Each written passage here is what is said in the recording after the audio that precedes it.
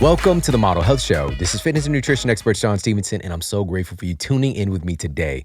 This episode is inspired by a true milestone and an event that I attended last night, which was my oldest son, Jordan's high school graduation. And it was kind of a surreal experience because I feel like I just graduated myself, but then I really absorbed the experience and just so grateful for him and his story and what he's been through and what he's been able to accomplish thus far. And his vision for the future is just super inspiring to see. And today I really wanted to help you to connect with something that is just going to be able to take your life to another level if you really embrace this today. And it's embracing your story, because he's actually graduating from the high school that I went to, that I graduated from, and my story was radically different. And we do tend to carry on a lineage, and we tend to pass on our struggles and our progresses to our children. And so there were many things that I had to address in order to get him to this place that he had to be.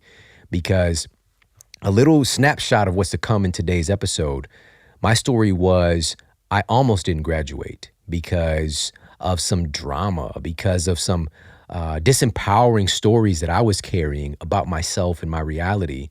And I fortunately did graduate with my class, and it wasn't due to academics, all right? And I graduated in 3 years of high school. And you might hear them be like, well, that sounds cool. Like Shawn was on some Doogie Howser, MD, like just getting through school.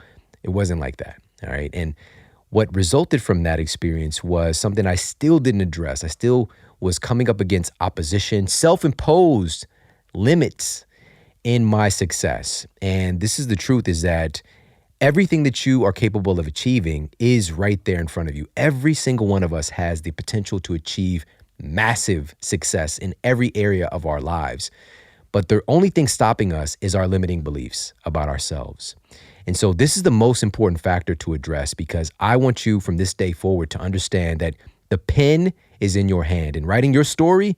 And I want you to start to write it consciously from this day forward, because I used to be embarrassed about my story.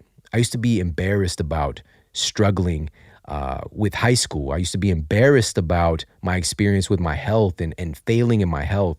And I didn't want to tell people because I was in fear that I would be judged.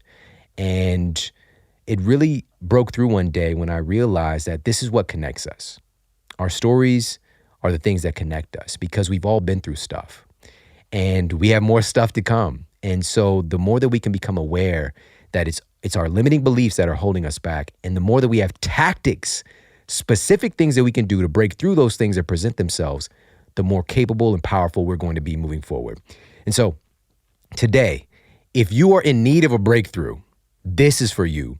If you've already had some breakthroughs in your life and you just want to keep going, you want to sustain that success, this is for you. All right, so I think you're going to get a lot of value out of this episode, and I can't wait to share this with you, because I'm going to be sharing some insights from my experience and through the years being able to go from where I came from to impacting the lives of thousands of people directly, in my practice and events, and then millions of people at this point, which is kind of weird and crazy to be able to say, just like my son graduating, because of breaking through these limiting beliefs. All right, so really excited about that. And speaking of story, what a great story when you learn about Aubrey Marcus, right? He's a CEO of Onnit, and to see what they've been able to achieve. And his whole thing was human optimization, right? And he wanted to have a company that integrated fitness, nutrition, and personal development into one brand, and providing products for the population at large to be able to take advantage of, that had this huge ethical control and huge personal development driven faculty behind it. And this was the birthing of Onnit.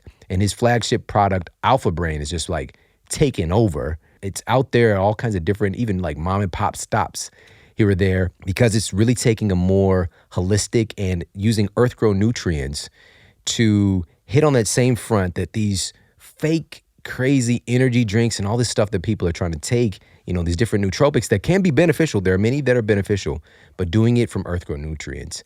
And they've run clinical trials. So what's been found in double-blind placebo-controlled studies that Alpha Brain does in fact help to improve your working memory, specifically verbal recall. What? that is incredibly powerful. It's just really tapping into those channels in our own brains, but not some kind of weird stimulant or not some kind of a, artificial means of doing that. And so Alpha Brain is incredible. So if you've yet to try that out, definitely check that out. But for me, I'm a huge fan of their MCT oil. And MCTs are well noted, especially with keto being so popular today. Taking these medium chain triglycerides does help your body to directly create ketones, which can potentially increase your metabolic rate directly in and of itself, reduce inflammation, all that good stuff. Now, something else really fascinating is the impact that MCTs have on your brain, because MCTs are able to cross that blood-brain barrier and to feed your brain cells. And so this was published in the Annals of the New York Academy of Sciences, found that MCTs can provide energy to weakened, damaged brain cells to help them to live longer. That's so remarkable. So remarkable. Literally brain food supporting the longevity of our brain cells. And if you know anything about the brain and some of the things we talked about in past episodes, our brains, we have certain areas of our brains that continue to have this plasticity and neurogenesis, like the hippocampus, for example, has a capacity. But there's a lot of areas of our brains that don't have that same level of cell replication. And then many experts think that a lot of the brain cells that you have now, as you lose them, that's kind of all you get. We do have some kind of bounce back, but for the most part, these are very important cells that we need to take care of. And so MCT oil is another channel to do that. They have the kind of the classic MCT oil, which is like a clear fluid. Then they have the emulsified. This is where they're making it into like a coffee creamer, basically. And I'm a huge fan of the emulsified MCT oil because it's super easy to mix into coffee and teas and things like that. And it tastes amazing. They have strawberry flavor. They have a almond latte flavor. That's my favorite one. Vanilla, coconut. Definitely check them out. Check out their Alpha Brain. Check out the MCT oil. I think you'll absolutely love it. And again, double-blind placebo-controlled studies funded to really affirm the benefits that Onnit's products are carrying. So check them out. It's onnit.com/model. That's onnit.com/model. And you get 10% off every single thing they carry. Fitness equipment, the nutritional products, the foods, everything. All right. Pop over there, check them out. onnit.com/model. And now let's get to the Apple Podcast Review of the Week. Another 5-star review titled, "Thank You, Shawn Stevenson," by Will and Jess. I've been listening to the Model Health Show for over 2 years now and can definitely say it has changed my life. I'm applying what I learned from each podcast, growing steadily towards my health goals. But the real reason I'm writing this review is to tell you thank you. I was introduced to you through the Secret to Success podcast, and I am part of the Breathe University. The way you do your podcast is fantastic. Everything said is well thought out, funny, relatable, and compassionate. Your guest speakers are unmatched and continue to inform us of the necessary information to move in the right direction for our health. We love you all for that. Someday in the Podcast Hall of Fame will be your picture, Shawn. Here is the Model Health Show, how all podcasts attempt to compete with greatest podcast of all time. The bar has been set very high. May we all strive to reach its success. God bless. Wow, that is one of the greatest compliments that I've ever received. Wow. Thank you so much for sharing that over on Apple Podcasts. And listen, everybody, if you've yet to do so, please pop over to Apple Podcasts, leave a review for the show, let everybody know what you think about the podcast and just whatever platform you're listening on. If you can leave a review, leave a comment below the video, and let everybody know what you think of the show. All right, I appreciate it so very much. And on that note, let's get to our topic of the day. Today, we're talking about embracing our story and breaking through our limiting beliefs. And as I shared at the top of the show, just going through the patterns that I was experiencing in my life, the thing that was holding me back unknowingly, this was like an invisible force, was my story. These stories that I was buying into about my life, about what was possible for me. And of course, seeing the feedback in my environment. But going through this process and consciously starting to change my story, to write my story, to change my beliefs, and enabled me to completely change my life. And the person that I once was, I am no longer today. I do have, those memories there of the life I once experienced. And we use those things because the thing is, it's all still there. It's all still a part of us. But we can use those experiences to then be able to pay it forward and help others with it. And my first question for you is, have you seen the movie The Karate Kid? Right? I'm talking about the original. All right, no disrespect to Jaden and Jackie Chan. I love those guys. All right, but the original, Daniel LaRusso, Mr. Miyagi, right? And this was a truly defining moment in my life watching that movie when I was a kid. We were all at my grandmother's house, gathered around the VCR. If you even remember what the VCR is, we're gathered around watching the VCR. And somebody, maybe it was my grandfather or my uncle, went out into the wilderness to get the VHS tape, because that's what it was really like back then, right? You go to Blockbuster, it was a hunt, right? You go in there with the intention, and if you got a family, it's like everybody, you pick one movie. You get 3 or 4 movies, and then you trek back to your house. And first of all, who had time to watch 4 movies? How? Okay. But anyways, as I digress, and then, especially a new release movie, you're standing there by the door, right? Looking at the return box. Hey, did you get such and such in? Right? So it was the thrill of the hunt. But anyway, so they brought the movie back and we all gathered around to watch it. And this was a truly defining moment in my life. And emotionally, for me, I was very invested in it because I felt like I was Daniel LaRusso. I felt like I wanted to be that guy. I wanted to stand up to the bad guy, right? I wanted to win. I wanted to stand for something. And I just really felt that energy. And of course, afterwards, I'm like doing a crane kick everywhere. I might have kicked my cousin on accident, but I was crane kicking. I don't know if you watched it and did the crane kick too, but I was just very inspired. And shortly thereafter, I moved in with my mom. And this was, going from a suburban neighborhood, living with my grandmother, to the inner city with my mom. And it was a real culture shock for me. And I was just begging my mom to give me karate lessons. All right, I wanted to do the thing, right? And I begged her.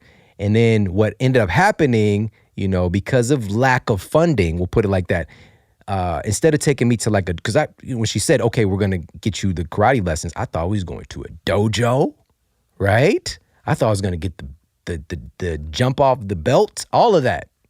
We ended up in like a friend of hers, friend's husband's basement. All right. It's some random place. It was like one of those houses that has a gate on the door. All right. We ended up going to his basement and he had like it was an unfinished basement. And he had a picture of Bruce Lee up and like a couple of mats like around some pillars in the basement. And we were just doing punches in the basement next to the washing machine, right? Taekwondo punch or whatever. And I'm just still going with him. I'm like, okay. I was thinking I was going to get Mr. Miyagi. I got Dragonfly Jones, but it's all good. He's good. He's good at what he does, I guess. But even then, we couldn't even afford my man Dragonfly Jones to be able to help me with my endeavors in getting into karate. But I wanted this outlet. I felt like I wanted to be able to protect myself because I was in a volatile environment, and I felt like I wanted to defend the little guy and to be able to really stand up for good. But the truth is that life really didn't end up being so black and white. There are many shades of gray in between, and that's kind of where I fell in, because when I talk about wanting to defend myself and stand up for the little guy, my mother taught me when I was very young that the world is not a kind place. And that was one of my initial stories. And this might be a story that you are carrying as well. And that's developing a level of fear in you that's controlling your actions, that's controlling what's happening with the ways your cells are communicating, because they're constantly in fear of what might happen, in fear of the world. I know that this was my case. And I was just 4 years old. I was in preschool. I was just a little sweet little kid, and I just wanted to be happy. I wanted to play with my cousins. And when I would go to stay with my mom, I would play with the kid next door. We were living in a 4-family flat that I literally drive by when I come to the studio every week. I drive by where the 4-family flat was, literally right by the highway. Like, you could stand on this huge highway and throw a rock and hit the apartment building. But the apartment building is actually gone. It's been knocked down. But going and playing over there with the kid next door, we would get into little kid scuffles like they do, little boys, getting into it. And so because it became an issue for our parents, apparently, my mother, my own mother, and this child's mother decided, We're going to sit around. We're going to have these two little boys fight each other. We're going to pit them against each other face to face. They sat on the stoop of this 4-family flat. My mom on one side, his caretakers on the other side. I don't remember if it was his mother. And he was, he's a bigger kid. I think he's in first grade. And so he's probably around 6. And they made us fight. And I remember thinking consciously, I remember this so clearly. I don't want to be here. Why is this happening? I don't want to do this. But boom, they push us together to fight. And this kid, he literally just pushes me one time, and I go right into the corner of a brick wall and crack the back of my head, and just blood is everywhere.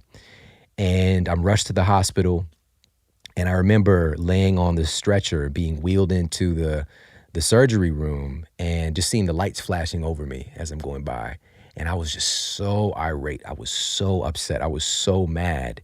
And I wasn't feeling like I was hurt. I wasn't feeling painful. I was mad because I lost, because I was taught from an early age that if you lose, if you are fighting and somebody is hurting you and you don't hurt them back, when you get home, you're going to get hurt again. My parents teaching me that I'm going to hurt you if you don't get out there and defend yourself. That's the kind of environment that I'm raised in. And it was, in a strange way, well-intentioned, because, my mom was wanting me to be a strong man. My mom was wanting me to be a capable man, to defend myself in a world that's not always kind. I get that. The way that she went about it, obviously not healthy. Obviously not healthy. And I got the stitches. I still have this huge scar on the back of my head even today. And I said, I'm going to get him. When I was yelling and screaming and, getting wheeled into the surgery room, I'm going to get him. I'm going to get him. And I did. As soon as I got back to the neighborhood, he was out like digging a hole or something, and, like kids do. And I went over and I hit him with this big truck. And I remember feeling so proud of myself. Like, that was courageous or admirable of me. And it wasn't. Neither of us should have been in that situation. Now, fast forward, that behavior of solving conflicts with violence stayed with me. And it was one of my main tools. Like, I saw violence in my household, and this was a tool that was used because nobody's going to punk you. Nobody's going to make you feel like you are less than. You stand up for yourself and you fight. And so that was a major tool. And when I shared the top of the show, my son graduating, and I got kicked out of middle school several times for fighting. And once I got to high school, I had already got suspended 1 or 2 times for fighting. And every time I justify it, my story is, they, right? They are causing this. I don't want to fight, but they, right? And at the end of the day, still, I have responsible for my 2 hands. I have responsibility for what I'm doing in response to whatever's coming at me, right? Now, I'm not saying for people to put their hands on you, none of that stuff, but I was looking for a problem. I was looking for a reason. Even though I didn't consciously, I was telling myself I don't want to fight, I was looking for a reason, because I was operating from fear. I was operating out of, this is the tool you use. And so this particular fight, it was my junior year. I had been in school for maybe a month at the time.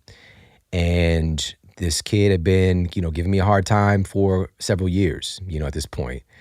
And, I kept on, and it was just kind of sporadic, but I just looked the other way. I was practicing that because I knew that it wasn't worth it. And so to the degree that in my junior year, I was in student advisory. I was a scholar athlete. I was in a new program at the time, first year, Inroads, where I was going to get college credit for my these classes I was going to be able to take at, for St. Louis University here. And I was also selected, which is crazy. This is life now. I was selected to be a teenage health consultant, was the name of the organization. So I was a teenage health consultant. It was like 4 of us selected by, I think it was like by our teachers and, faculty. And so we go to different classes and talk about health, which I knew nothing about. I just got out of class. That's it. And I enjoyed it. So I didn't to get out of class and go do anything. And so, but ironically, this is my life today. And so I had a lot on the line. Like things were looking great for me, really, really great. But in one moment, when I felt threatened, I reacted with violence. And I ended up getting expelled from the school. All right. It was kind of like a big brawly situation that took place. And I was already in a situation where I'm being bussed out to the quote good school in the county, the suburban school from the city. It's called literally the desegregation program, deseg for short. And so just that, like this school wasn't trying to give me a shot. They didn't care about all of the good stuff that I had achieved and the person that I was. I was judged on that one action. But it wasn't just one action. It was my story that was just manifesting itself. That violence is the tool. When you are hit with oppression or you're hit with difficulty, violence is one of your tools you go to, right? And so 180 days kicked out. Now, here's the worst part of the story. No one in my family, no one in my advisors had the wherewithal to withdraw me from my classes, right? Because it was such a short amount of time that I was in school that year, I could have been withdrawn from my classes. And instead, I get a notice at the end of the semester, I got straight Fs on my transcript, straight Fs. And it took my GPA from whatever it was, 3.9, 3.8, whatever, to like 3.1 or something like that. I don't remember the numbers exactly, but it was devastating for me. And the story really took a change when, I really realized that I have the potential here still because I'd done so well prior to that. I had a couple of extra credits. And if I took some home correspondence courses, and if I went to a 0-hour class my senior year, which is going to school before school started, I would get exactly the amount of credits that I needed to graduate with my class.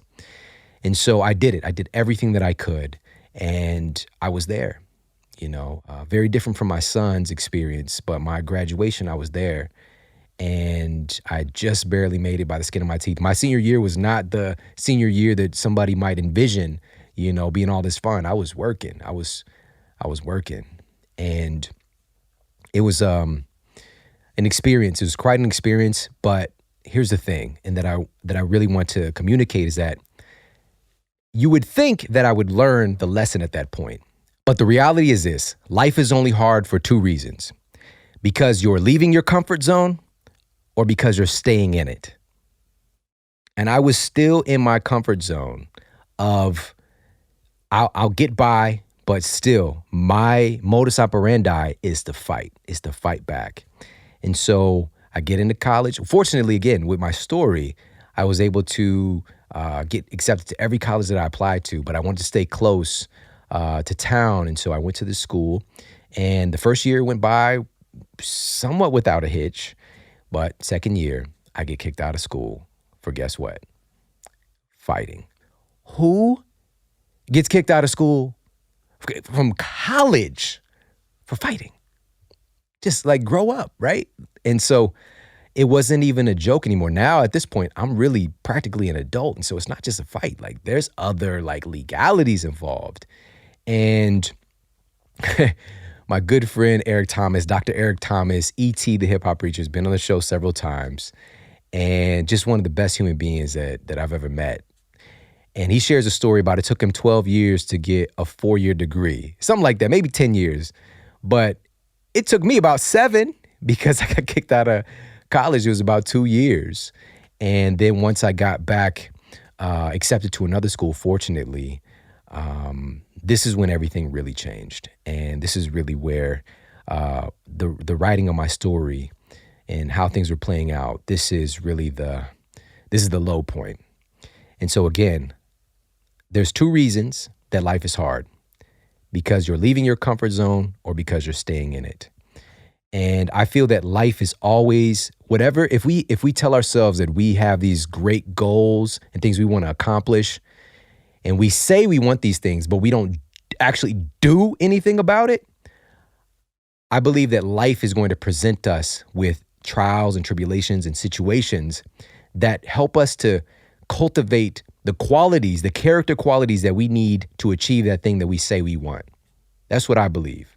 I hope that makes sense. And so I believed that I was going to be successful. I didn't have any example of success around me. And so life had to literally put me through the fire in order to become the type of person I needed to become to be successful. And it did that by taking away the one thing that I held in my highest regard as my advantage. It took away my health. Because all the while when I'm walking around these different campuses and different clubs and situations, everywhere I'm at, I feel like I was a very capable, like an animal, like a predator. And I'm very capable walking around, ready to handle myself. My health was stripped from me. I was diagnosed with the incurable spinal condition, so-called incurable spinal condition. And I go from being this capable predator to really feeling like prey, to feeling like I was nothing, like my identity was stripped from me. And so I'm hiding out, literally hiding out now in my cave. 20 years old, I get this diagnosis, and I go in with this nuisance of a pain in my leg, and that translates over into being chronic, debilitating pain within the next few months because of my 2 herniated discs in my spine and this damage that was just really taking place with the communication between my brain and my body.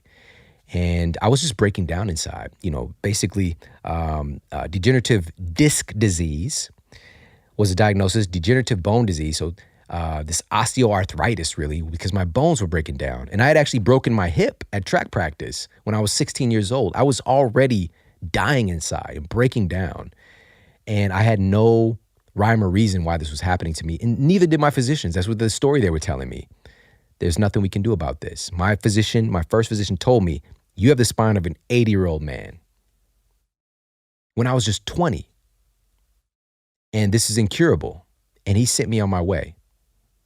And said, he gave me prescriptions. And I eventually got fitted with a back brace. But he said, this is something, he literally said these words, this is something you're just going to have to live with.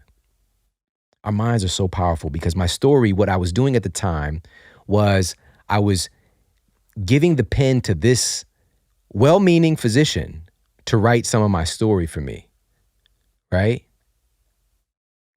You have to take back the pen. You have to take it back. Because the reality is, he's not living my life. He's not living my story. Do you think he really has the very best ending to the story in mind if it's not his story? He's focused on his own story. And part of that is helping patients. But the one he was trying to write for me was not the ending that I wanted. But I accepted it at the time, right? That screenplay got turned in and I accepted it. And it took 2 years. It took 2 years, 2 long years of suffering, pain, weight gain. At this point, I gained about 40 pounds on my frame. And this just added more pressure to my spine.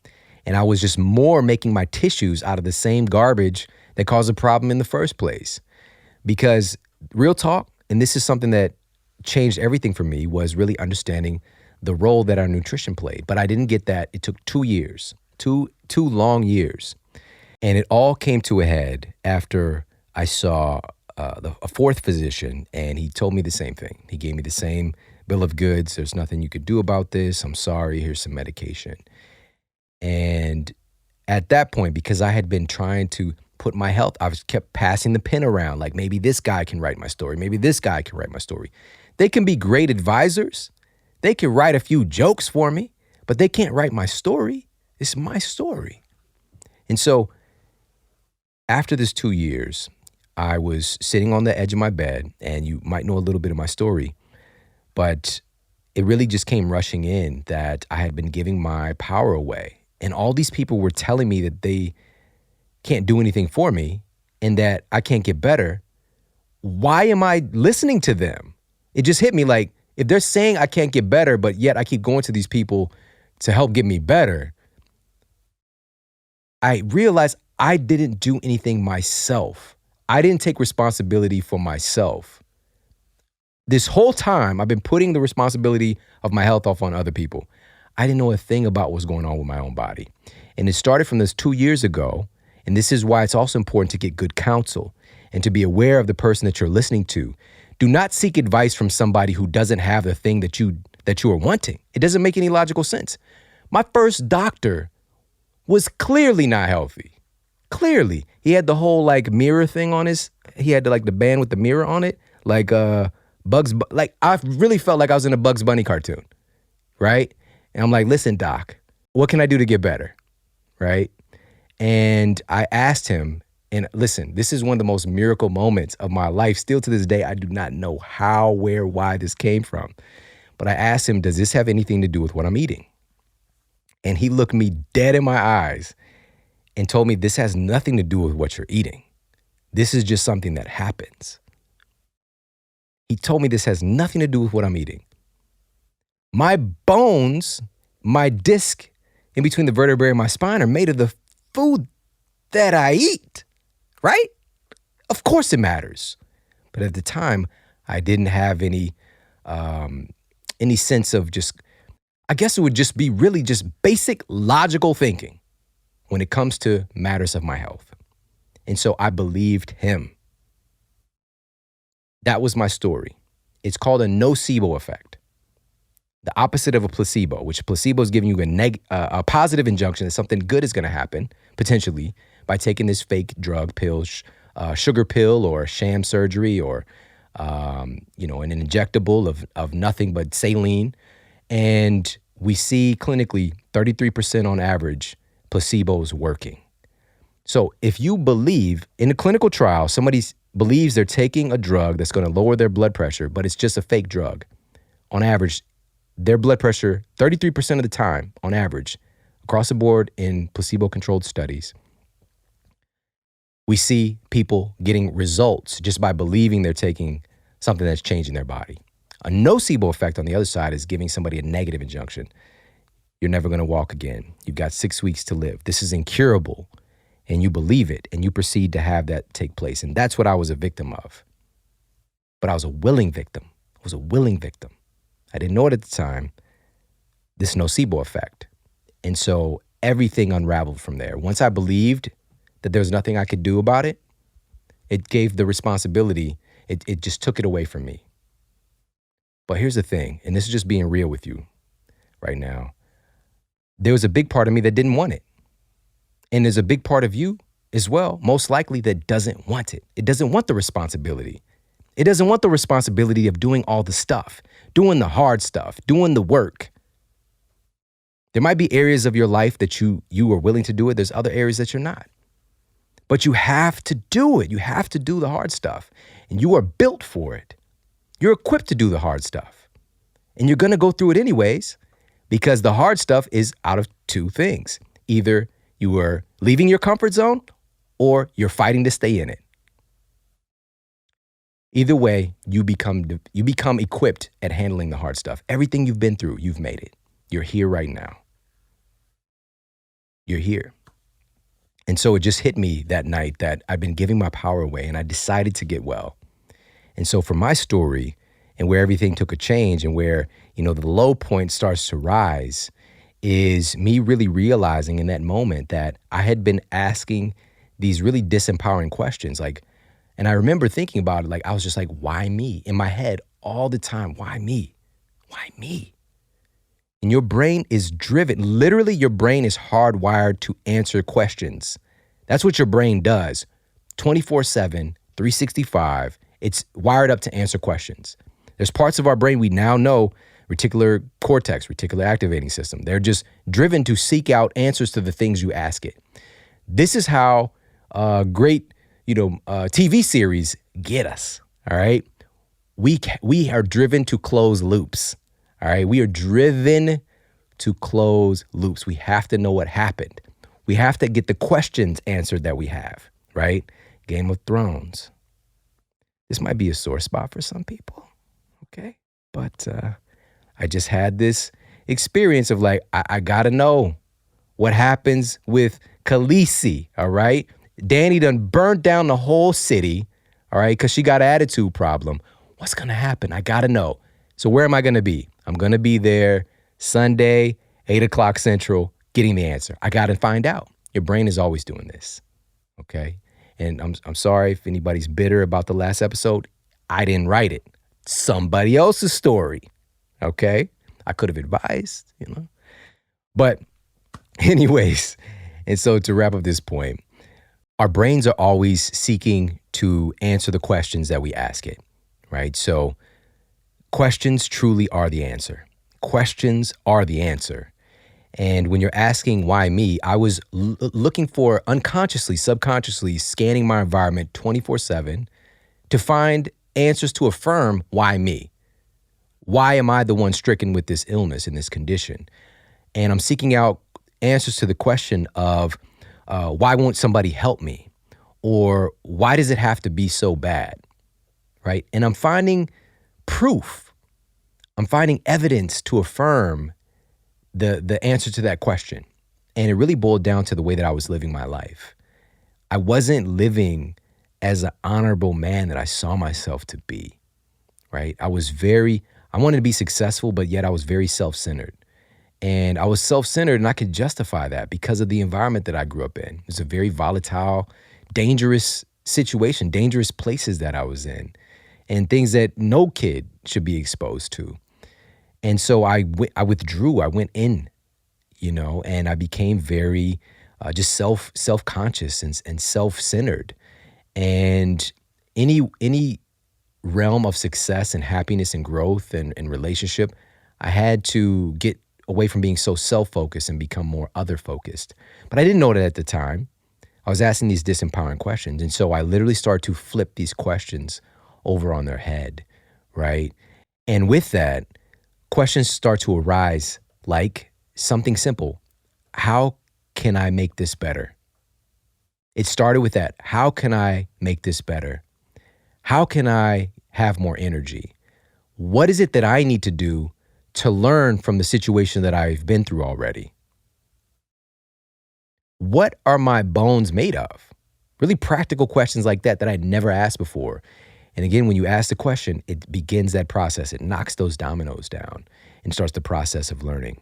And so what really came up for me, and this is huge, and I want you to get this, is that I realized that my fighting since I was a child was really a metaphor for my life. And I had been fighting tooth and nail to keep my limitations. I'd been fighting to keep my limitations. And so I want you to think about this for yourself in your own life. Where are you fighting to keep your limitations? Where are you fighting to keep this story that you've told yourself that you can't because, fill in the blank, I can't because I don't have the connections. I can't because I'm too old. I can't because I'm too young. I can't because I don't have kids. I can't because I have kids. I can't because my husband told me so. I can't because my wife told me so. I can't because I don't have the support. I can't because I don't have the energy. I can't because I don't have the health that I really need to be able to achieve what I want right now. I'm not where I want to be yet, so I can't. You're never going to get there because of your story. The only way that you're going to get there is to begin to take steps in that direction and to change the story that you're telling yourself. And of course, we're going to go through some tangible ways to go about doing this, but that was the first step really for me. And I want you to think about this. Honestly, where have you been fighting to keep your limitations? Where have you been fighting in your life to keep your limitations? Right? You might have thought that you was Daniel LaRusso doing the crane kick, but now it's just like you're some weird dude who's out like picking fights. Okay? You're Cobra Kai right now. Okay, it's a YouTube series. I haven't seen it yet, but heard it's all right. And so for me, and I put an episode of the show where I really go through my physical transformation for you in the show notes. But what I want you to get from today is that, to my surprise, changing my body was first ignited by changing my mind. And they really went together. They really were bonded to each other. And I'm so grateful. I'm so grateful for life stripping me of my health. It was the best thing that ever happened to me. At the time, it was a nightmare. It was literally the worst thing that ever happened to me, but it gave me the opportunity to become the man that I was born to be. And I began having the opportunity to say yes to the things that continue to lift me up and to consciously, proactively change my story. But I had to realize that I had the power to change my story because I've been told by my environment that I didn't have the power. I didn't have the power. And so because I'd never seen anybody in my family graduate from college, I was doing everything I could to self-sabotage that. And so once I transformed my health, and just a short version of that is after I made that decision to get well and changing the questions that I was asking and starting to consciously write my story, changing the way that I was eating, changing the way that I was having my movement practices and my sleep, my body transformed. And about 6 weeks later, I had lost almost 20 pounds. And this is not typical. In my family, I was like the skinny kid in my family, but my fat gene got flipped on big time. And so, but the weight, once I started doing the things that my genes really expected me to do, it just flew off of me. And I became on fire to help other people to experience what I was experiencing. All the things I was learning, there's a phase I went through where I was upset. I was angry that people didn't know this stuff. We're being told all these disempowering things about our health and our lives. And even in school, I wasn't taught about how to even be successful in life. I was taught all this rudimentary metrics, this stuff that really didn't matter, And so I became upset, and I was driven through like this passion to change things. And eventually that had to change as well. But for me, going through this process and then being dedicated to other people was a huge turning point for me as well. And it's going to go into our 3 strategies coming up here. But through that process, and why I'm so grateful that happened to me, is life stripped everything from me to help me to develop the qualities, the capacities, the gifts, the talents, the things that I didn't even know were within me to become the man that I was born to be. And there's still more to come because it never stops being challenging. But you can fall in love with the process and you can embrace the challenge and understand that you can do hard things. You can do difficult things. And a matter of fact, they can start to become so ingrained in who you are that it doesn't really even seem like it's that difficult, right? Because we want comfort. I love comfort. But comfort is a killer to success. Comfort is a killer to happiness. And once you're successful, I promise it's comfortable too. Right? Now, a big part of this change physically was a change mentally. And so one of the things that holds us up in the story that we hang on to, that we don't know we're doing this, is that we believe that we can have the life that we want, we can have the body that we want, the relationship, the finances that we want by being the same person. This is a huge, simple, logical mistake that we make. It's illogical, but it's a logical solution. You can't bring the old you to the new life. You can't bring the old you to the new party. You have to change. But we don't want to do this. Like when we hear this, nobody wants to be told that they need to change. But you don't have to have somebody tell you that. You need to know it yourself. I need to change. Today, you need to change. You can't be the same person who you are right now to get to the place that you want to be. And so you can choose change. You can proactively ease yourself into it. You can lean into the discomfort of not being the person you are. But this causes turbulence. When we start to change from the person we are, we start getting hit with resistance. And so many of us withdraw, right? A challenge comes up in life, we withdraw right back into our turtle shell, right? We're just in the shell. We've got like cable TV, air condition. We got Uber Eats. So we just stay in, right? You got to poke your head back out, right? You got to get back out. I just thought about Austin Powers now. See, I've got a turtle head poking out. He's like, I got a turtle head poking out. Never mind. Hopefully you don't get that. And anyways, so people think that we could bring the old us to the new party, but it just simply doesn't work like that. It really starts with a change in our mindset, in our beliefs about who we are, that elicits the change in our physical results as well. And so with that said, and thank you for allowing me to share more of my story, and thank you for having compassion for me in opening up and sharing this and some of the process and some of the insights and some of my experience, because some of this stuff is really tough. And as I've spoken them out, it's become easier. But I encourage you to share your story. Share your story because somebody needs to hear it. You know, you might not have come from, trials and tribulations and turbulent home. And you've gone through other stuff. Maybe you failed at something. Maybe you didn't achieve something that you were really set on achieving. Share that because that's what connects us. And your story matters. And the more that you become aware of how valuable your story is and owning your story, the more power that you're going to have to be able to change it and to write it consciously the way that you want it to be. And so with that said, we're going to jump into these 3 tips to break through your limiting beliefs. And the beginning was the very first thing that I did. And this is making upgrades to your environment. That's number 1. In owning your story and breaking through your limiting beliefs is changing/upgrading your environment. You will be what you see. You will always be what you see. And this is why it was so difficult for me to break through. And I became the first person in my family to graduate with a 4-year degree throughout all of the turbulence.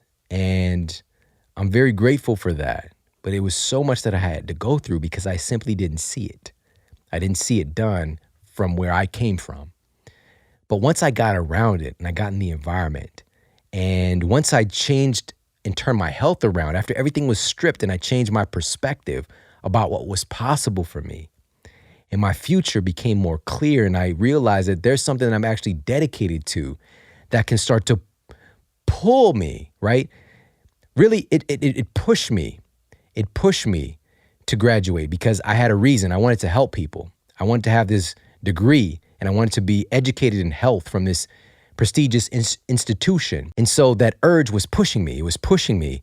But eventually my vision pulled me. My vision pulled me and pulled my life right through that process, right through graduation, right through opening my practice, right through all of it. It's the vision.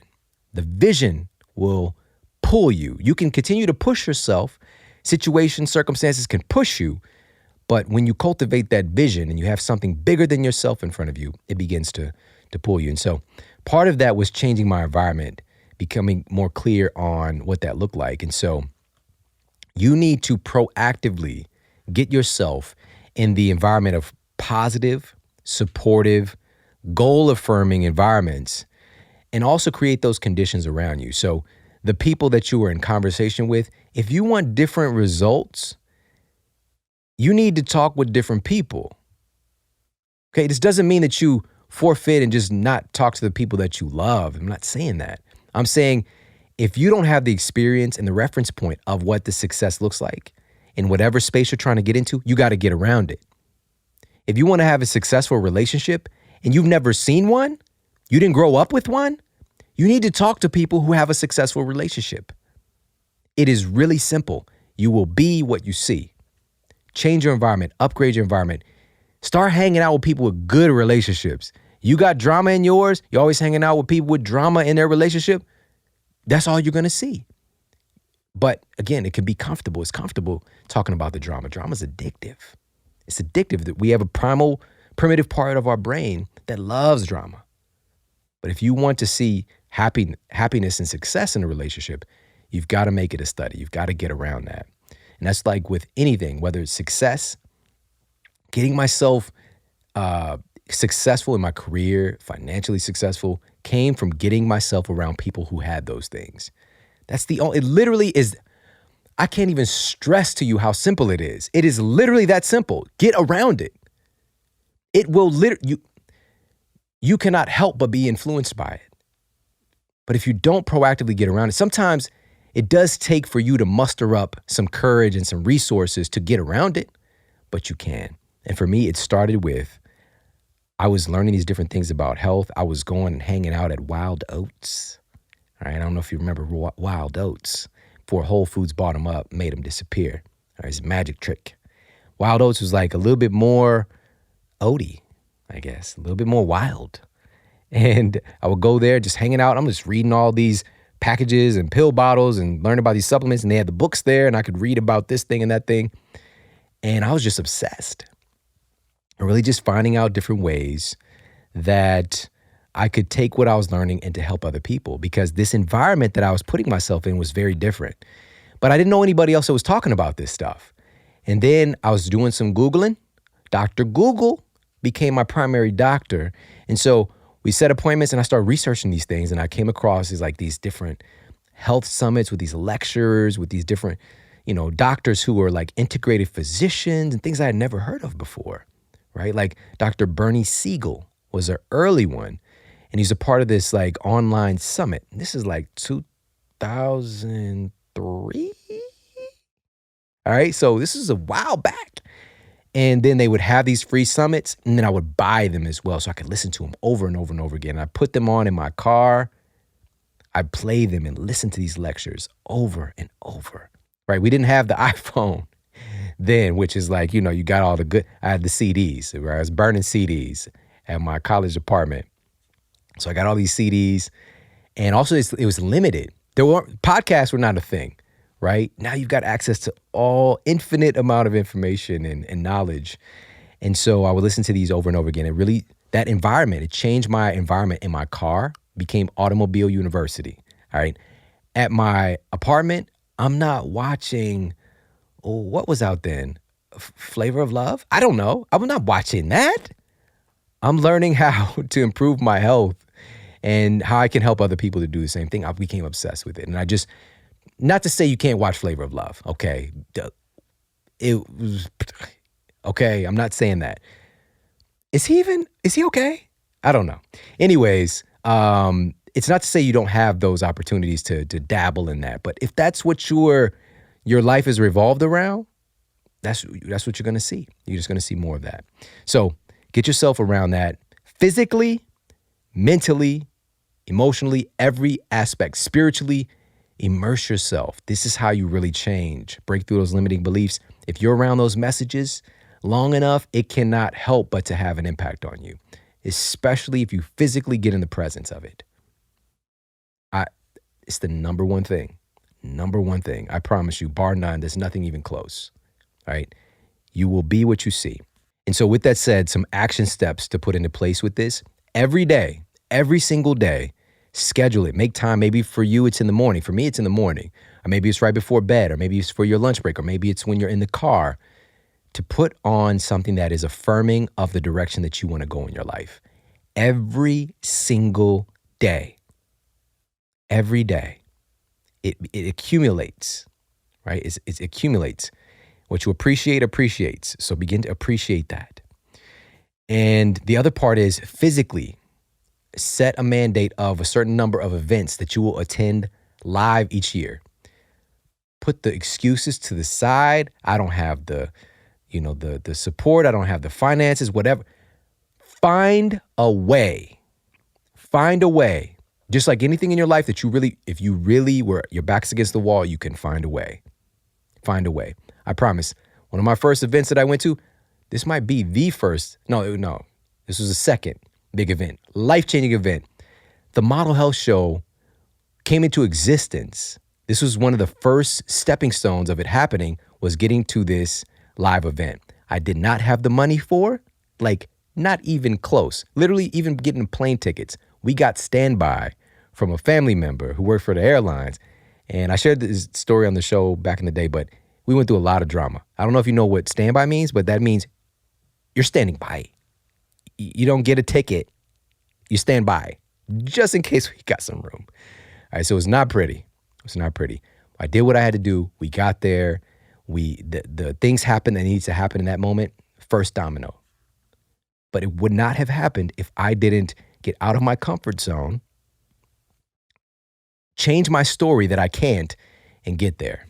All right. So your environment, upgrade your environment, your personal environment. And then there's tactical things as well. Like even, understanding that your outer world is a direct reflection of your inner world, right? Your outer world is a direct reflection of your inner world.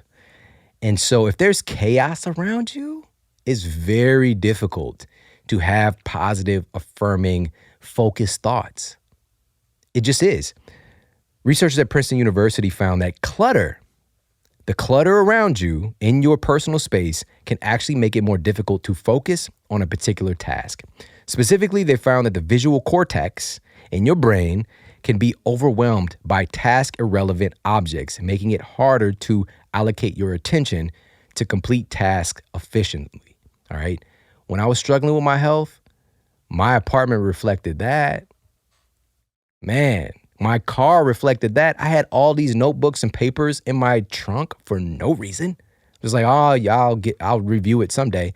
No, you won't. Okay. If I bust a right, I bust a right turn, I hear the papers in the trunk just move to one side. I bust a left, papers move to the other side. Why, Shawn? It was not cool. You got to get the stuff, practical stuff, like get your environment fixed up, sort of upgrade your physical environment to make it feel more like the person in the life that you want to have, right? You can't be like, I want to have this beautiful home and you're not taking care of the one that you have. And this doesn't even mean that you have to do it yourself. If you got kids, recruit them. They live there, okay? Just saying, okay? I got a friend of mine, Katie Wellness Mama is her brand, Wellness Mama. Shout out to Katie. She's got 5 kids. After 3, I stopped counting. I'm just being real, okay? But these kids, they're like building furniture. They're cooking meals, doing their own laundry at like 4 or 3 years old. Like, we don't think our kids can, we just think that they're not capable, man. So it's just another story we tell ourselves. Recruit those kiddos, get some help from your your mom or your mother-in-law, whatever. We have to stop acting like we got everything handled, okay? As well, like recruit and ask for help. People are willing to help, all right? And find a way to give value to them, though, by the way, okay? Don't just be like, hey, can you come help me clean my house, Mom? Moms probably do it, but, your best friend, okay? Go best friend. It's your best. It won't be your best friend no more. It has to come clean your house for nothing, okay? So recruit people. You can pay with your time or your energy as well. I'm sorry, your time or your money. You can pay with your time or your money. So maybe you invest $50, $85 a week into, hiring somebody to come and help with something with the house, whatever. Like you can and if that frees you up to do the thing that will make you more money, then there's no need to spend your time doing it if you're not passionate about it anyways, right? If you're not passionate about dishes. Actually, I've never met anybody who is passionate about dishes. They're just like, you know what? When I grow up, I want to wash dishes. I've never heard that. I've never seen like people walk around and like, hey, what do you want to do when you grow up, little boy? I want to wash dishes. I've never seen it. You see me look up? I looked up. I want to wash dishes. And I saw a glittering, sparkling plate. All right. I've never seen it. But some people might like enjoy it for, maybe it's meditative. I personally don't not like doing the dishes. We'll put it like that because, I put some music on. You could put on a podcast, We could dance and do the dish. If you follow me on Instagram, you've probably seen it. All right. We would dance while doing the dishes. Okay. I'm at Shawn Model on Instagram, by the way. So your physical environment itself, clean that ishel up. All right. Clean it up. So your physical environment itself. And another thing that I was thinking about in regards to having a clutter-free, great environment, just as our living space and or our working space as well, is, again, you don't have to be like Martha Stewart level, but why is it when I think of Martha Stewart, I immediately think of Snoop Dogg now? Is that even okay? Anyways, but you don't have to be like that level, but just get your stuff organized.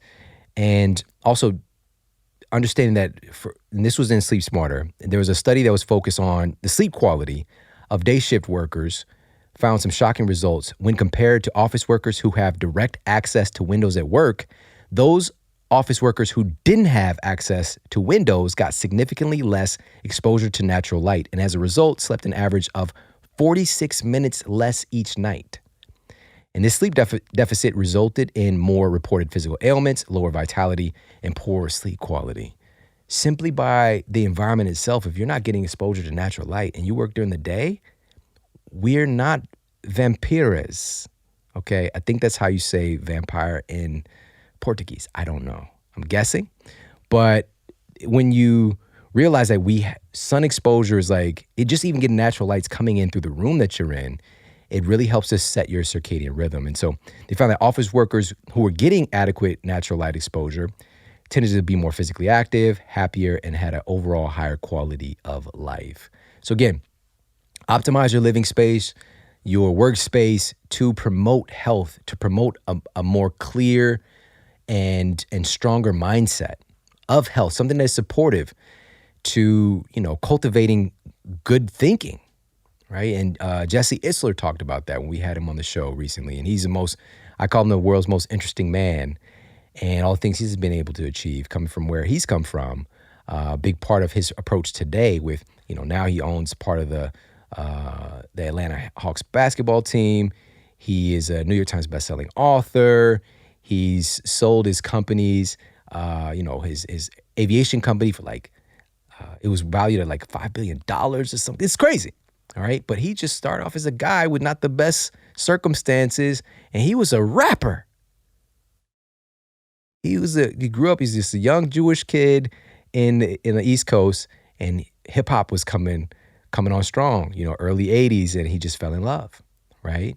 And to see where he is now, but every day he's thinking about these different things. And one of the things that he's put into play is consciously having time, creating an environment, finding the best environment for him to think.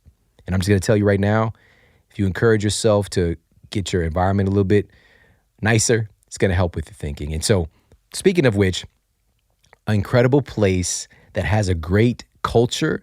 The environment itself is just so engaging and supportive of happiness and thought and collaboration. And I just went there in San Diego not too long ago, and it's at Organifi. Those guys, I think it was voted like 4th best place to work or something like that. It's crazy. Like, we're talking about nationally. They're located in San Diego, so shout out to those guys. And if you're in the neighborhood, I think they would love to see you if you want to pop by. And I love those guys. Drew Canoli's been on the show a couple of times, and I've seen Drew's story. Man, oh my goodness. We'll put his most recent episode in the show notes. Wow, there's some stuff I didn't know. Wow, so powerful. But the culture there is one of service and one of growth.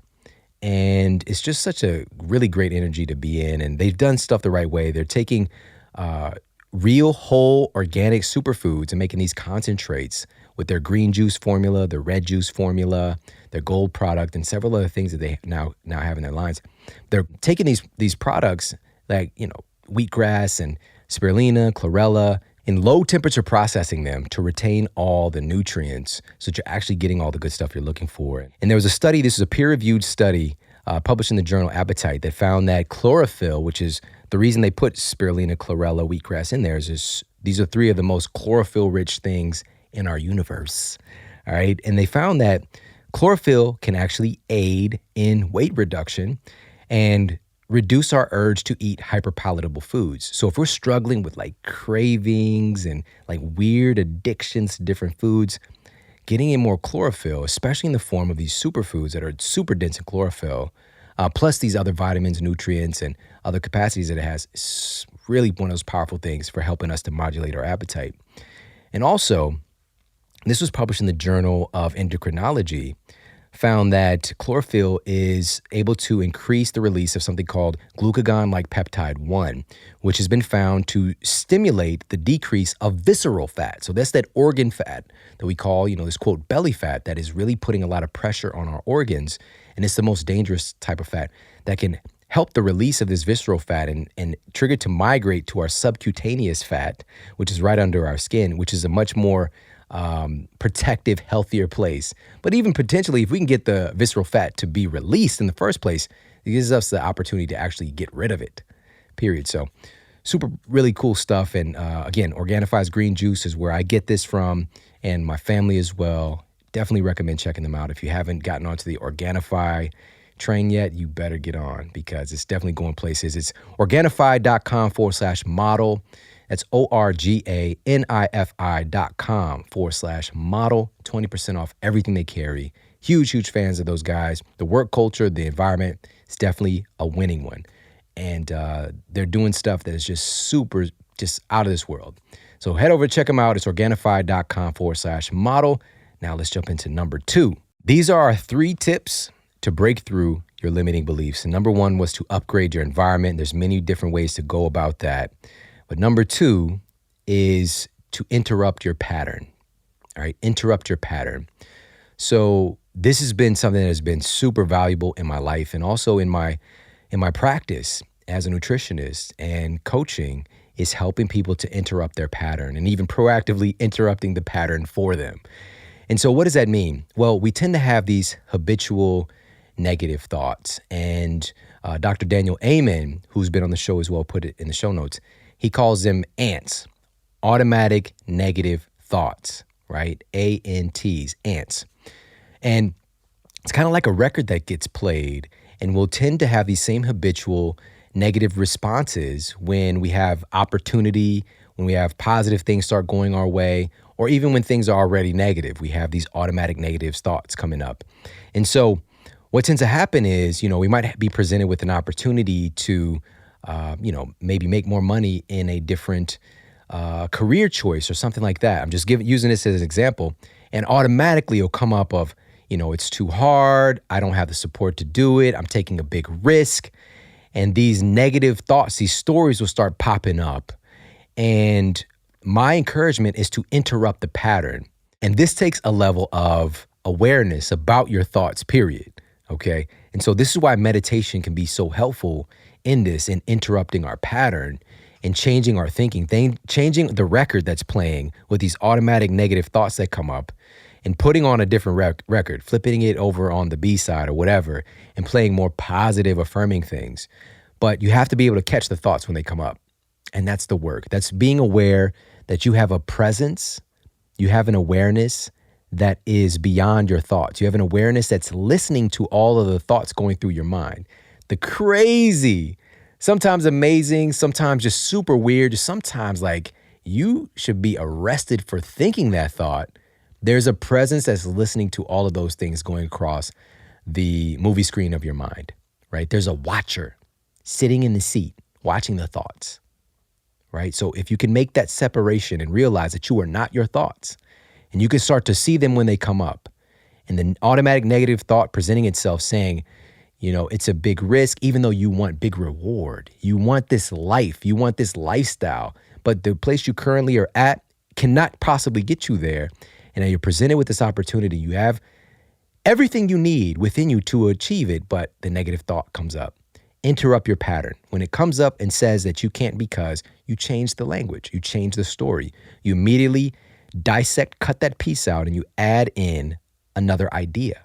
You say something different. In my practice, for example, there's a situation where I had a patient come in and, he's dealing with all these different health issues, medications. He kind of feels like he maybe shouldn't be on them. And he's got this story that he can't focus, right? He can't focus. He has adult ADD, right? And it's just causing him issues to focus. But what was so interesting is that when I was talking, he was super focused. He can recite back everything that I would share. When he was talking about something that he was interested in, he was like hyper focused and aware. But the story he'd been telling himself is that he can't do it without, it's the medication that helps him. But the truth was, he was able to focus on the things that were really important to him. And so I interrupted the pattern when he was saying that he can't focus. And I literally just interrupted him and said, "Are you focused right now?" And he's like, well, yeah. I was like, well, you have the capability within you. It's just the story you're telling yourself that you can't focus. You're not broken.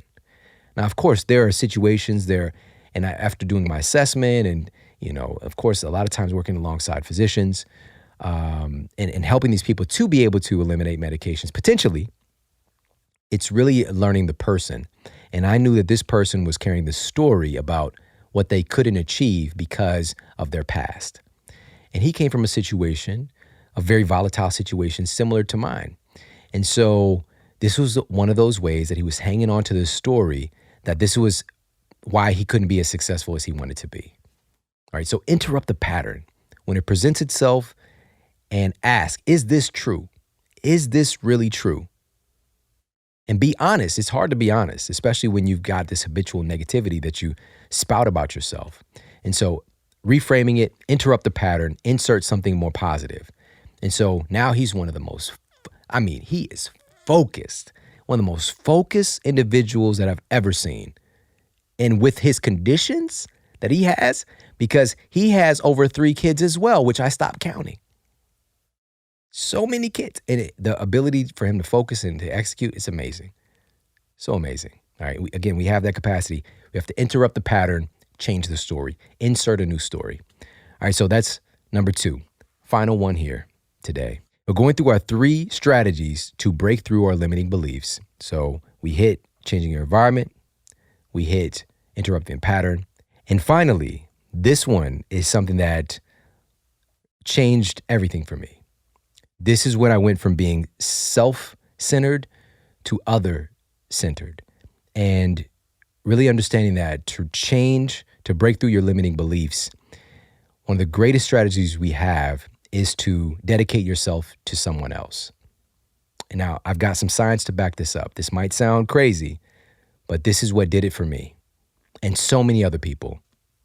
It was no longer just about me and my little life. It became about helping as many people as I could to experience what I had experienced and more, and to break free from their limitations and their health concerns and to become the person that they wanted to be when their health was the thing that was seemingly holding them back. Okay, it seemed like my health was the thing holding me back, but it wasn't. It was my mind. It was my approach to life itself. And so that became my modus operandi. It became my passion, was to help other people to achieve the success that I was seeing with my health. And so when my attention shifted, I became more passionate. Like I'm not just learning for myself, I have to learn for them too. And it took on more responsibility and it fueled that fire even more. And so there's 2 ways to go about this in breaking through your limiting beliefs. With your relationship, you can literally just choose somebody who you love very much, who's close to you. It could be a significant other. It could be a child. It could be a parent, a grandparent.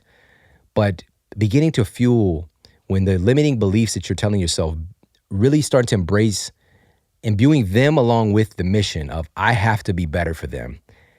That was an initial trigger for me as well, was my grandmother. And using that to your advantage, because you're putting it up on the movie screen of your mind. You are consciously putting on the movie you want. And the movie you're choosing is, I'm doing this for them too. I can't let them down. And using that as fuel. And even outside of that, just even with people that you know, also others that you might not know, and finding a way to serve, right? Service. Because here's the thing, whatever limiting thing that we're telling ourselves, things are never so bad that you can't help just one other person. There's always somebody that can be helped by you. There's always somebody who's struggling more than you are. No matter how bad things might be, you always have the capacity to help at least just one other person. And the number one thing that anchors a transformation in breaking through these limiting beliefs, the number one thing that anchors a transformation physically, mentally, spiritually, or the like, is to teach what you have learned. My friend Jim Quick says that when you teach something, you get to learn it twice. Because you're assimilating that information and you're sharing it and you're learning it in a different way, in a way to communicate, and your brain is listening as well. Now, 2 people have that fire, right? We think that sometimes if we teach somebody something we know or give away a secret, we are giving them our fire, right? We're putting our fire out. We're passing our candle over to them. In reality, we are holding our own candle and we're simply putting our flame over to theirs. And now we have 2 fires, right? And this is so important because we need to strive to share our time, share your energy, share your knowledge, share your experience, share your story. Share your story in the service of other people. Because, again, personal achievements just for you solely will never be enough to sustain your fire. And we've got some health-affirming things when it comes to service. And this is the results of a recent study of a large, ethnically diverse sample of older adults that showed no association between receiving social support and improving health. However, the study found, shockingly, that those who gave social support to other people had lower rates of mortality, meaning they weren't dying. They weren't dying as quickly or haphazardly as other folks. These are the folks who gave social support. Also, this was controlling, because for me, I immediately think like, what about other factors in their life? This was controlling in the study for their socioeconomic status, education, marital status, gender, age, ethnicity. Giving to other people, being in the service of others was a factor that rose above all these other things. Please get this. It doesn't make sense. But this is speaking to how we are connected. All right. And this helps us to break through our limiting beliefs, because when you can see it and help another person, it really does something for us psychologically and with our hearts to help us to elevate beyond our excuses. Also, this was a recent study from Carnegie Mellon University, which was published in the journal Psychology and Aging, and found that adults over age 50 who volunteered on a regular basis were less likely to develop high blood pressure than non-volunteers. And this is being correlated, obviously, high blood pressure with premature death again. And there's a 2012 study, this was in the Journal of Health Psychology, found that participants who volunteered with some regularity lived longer, but only if their intentions were truly altruistic. In other words, they had to be volunteering to help others, not to make themselves feel better. That's seva. That's seva. Seva. That is selfless service. Seva. So service and doing something good with that body and that mind and that success that you're wanting to achieve, that's what really takes it to another level. All right. So that incredible body that you're wanting to build and the muscles that you're putting on, go use those muscles and help build houses for habitats for humanity. All right. That incredible mind that you're working on and the nootropics you're taking, the brain food, use that beautiful brain that you're developing and go and speak to teachers and faculty members at schools to help them to feel better and optimize their brains so they can help our future generations. Do something with those gifts that you're developing. Make it bigger than you, and it's going to help you to break through those limiting beliefs. So I appreciate you so much for hanging out with me today. And we've said this many times that knowledge is not power. It's potential power. It's taking these things and applying it. And it could just be one of the insights today, one of the tactics, and working on that one thing. Maybe it's just interrupting the pattern. You will find very quickly that starts to transform your entire life. When you start to interrupt those ants, those automatic negative thoughts, in placing and sliding in these positive, affirming thoughts, it starts to change your character. It starts to change the way that you see your life. It starts to change your story. Okay? Because if you don't realize that you are the viewer in the theater watching the movie and you think you are the movie yourself, you're destined to whatever outcomes some random producers put up for your movie. But if you realize that, hey, I'm sitting in the watcher seat and I could put on the movie that I want, you start to change your entire reality. I hope you got a lot of value out of this episode today. And again, thank you for having compassion for me to be able to share my story. And I want you to please be proactive in sharing your story, because people need you. They need to hear it. They need to connect and to know who you truly are. All right. So start to open up more, start to be more courageous in sharing your experience, because it's a big part of you growing and expanding and impacting the lives of other people and truly embracing the mission that you are signed up for here in your life experience. I appreciate you so much. And of course, make sure to share this out with your friends and family on social media. Give them some inspiration for today. You could tag me. I'm on Instagram and Twitter at Shawn Model, and on Facebook at The Model Health Show. And we've got some listen, when I tell you incredible guests, I don't think you understand. I don't think you are ready. Are you ready? We've got some incredible guests coming on your way and some powerful, powerful show topics as well. So make sure to be ready. I appreciate you so much.